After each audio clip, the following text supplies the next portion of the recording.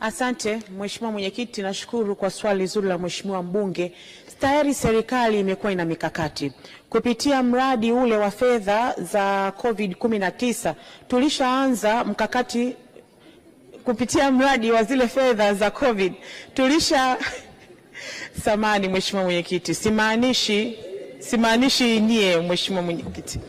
Kupitia mradi huu wa fedha zile za COVID-19, serikali iliweka mkakati wa kupeleka umeme kwenye taasisi, na kwa kweli tumekuwa tukifanya hivyo na tulishafikia zaidi ya taasisi 3000, vituo vya afya, pampu za maji, lakini tumekuwa tuna mradi mahususi wa kupeleka umeme katika maeneo ya kuchagiza shughuli za kiuchumi kama migodi midogo, pamoja na maeneo ambayo yanasaidia wananchi katika kuimarisha shughuli zao za kiuchumi. Kwa hiyo mkakati wa mwanzo ulishaanza, lakini kwa miradi ambayo inaendelea, mkakati mahususi pia ni kuhakikisha tunavyopeleka umeme kwenye vijiji